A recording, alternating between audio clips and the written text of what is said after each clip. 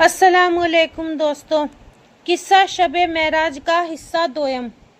اب حضرت جبرائیل نے جواب دیا کہ اے خدا کے پیارے حبیب، اب آگے آپ کو تنہا ہی بڑھنا پڑے گا، اب قدرت آپ کی رہنمائی کرے گی۔ میں بڑھا، سامنے ایک حجاب ظاہر تھا، ایک پردے نے مجھے اس حجاب سے اپنے آغوش میں لے لیا۔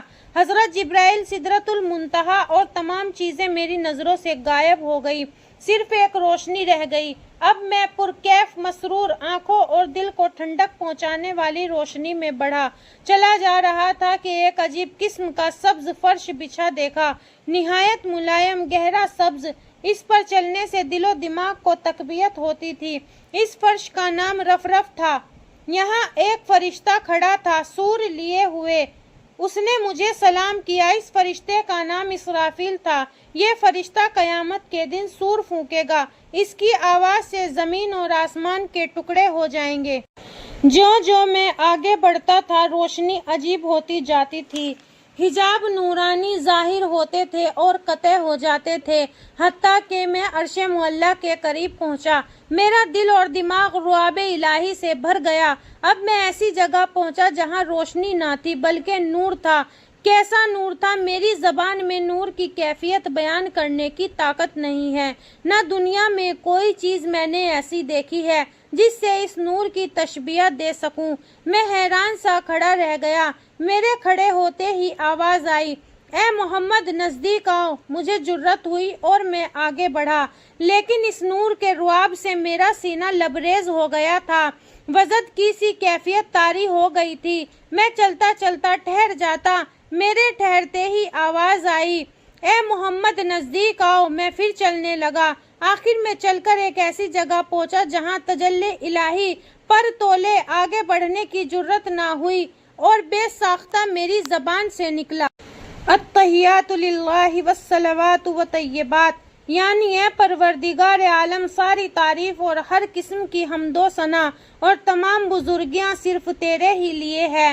فوراً غیب سے ندا آئی، السلام علیکم ایھا النبی ورحمۃ اللہ وبرکاتہ والسلام علینا وعبادہ الصالحین، یعنی اے نبی آخر الزمان، تم پر سلام ہے اور رحمت خداوندی عالم اور تمام نیک اور اللہ کے بندوں پر سلامتی ہو۔ اس ندا کے سنتے ہی تمام فرشتوں نے بلند آواز سے کہا، اشہد ان لا الہ الا اللہ واشہد ان محمدًا عبدہ ورسولہ، یعنی ہم لوگ گواہی دیتے ہیں کہ اے رب العالمین، سوائے تیرے کوئی عبادت کے لائق نہیں، اور ہم گواہی دیتے ہیں کہ حضرت محمد صلی اللہ علیہ وسلم اللہ کے رسول ہیں۔ اب میں سمجھ گیا کہ ذات باری تعالیٰ میں اور مجھ میں صرف 2 کمان سے بھی کم فاصلہ رہ گیا ہے۔ میں بے اختیار سجدے میں گر گیا۔ جب میں اٹھا تو رعب الہی سے تھرانے لگا۔ رب العالمین نے نہایت شفقت سے مجھے نوازا، بڑے دل وداعی سے خطاب فرمایا۔ 5 وقت کی نماز میری امت پر فرض ہوئی۔ میں نے پروردگار عالم سے عرض کیا، اے واحد متعلق، اے قادر برحق، میری امت کی کم ترین امت ہے، نہایت کمزور ہے، آخر زمانے تک رہے گی، نیز شیطان اس کے بہکانے کی کوشش ضرور کرے گا۔ اے معبود حقیقی، میں اپنی امت کی طرف سے بے حد متفکر اور مغموم ہوں، آج میری کمزور امت کی بخشش کا وعدہ کریں۔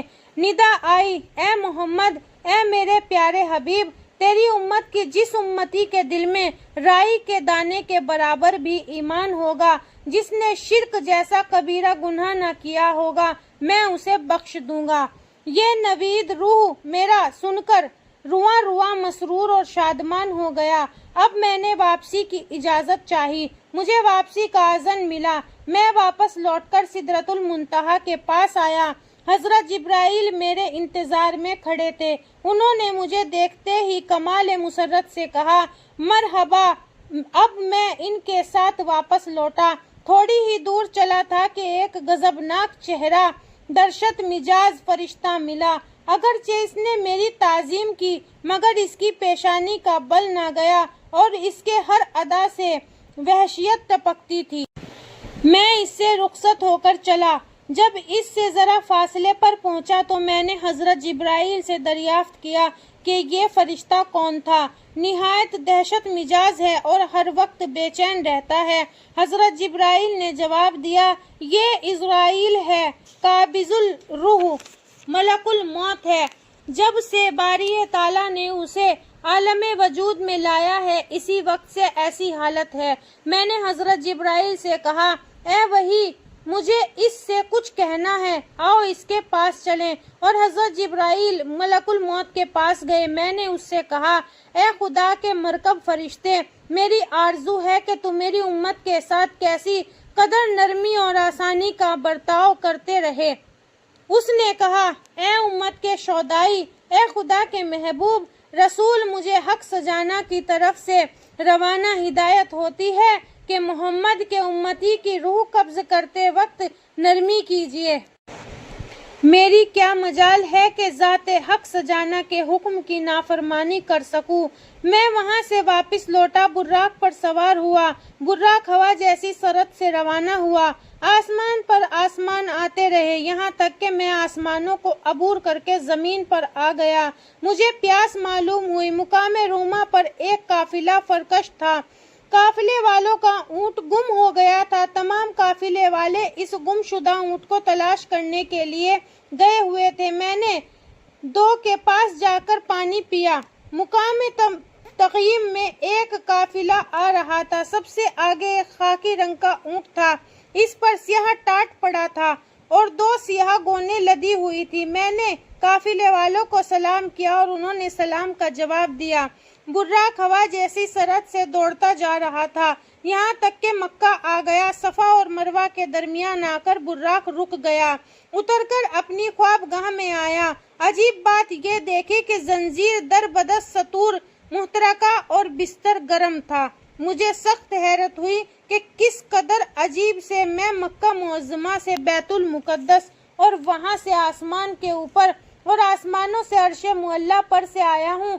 حضرت صدیق اکبر نے جلدی سے کہا، اے خدا کے رسول، آپ نے سچ فرمایا۔ اس دن سے آپ کا لقب صدیق پڑ گیا۔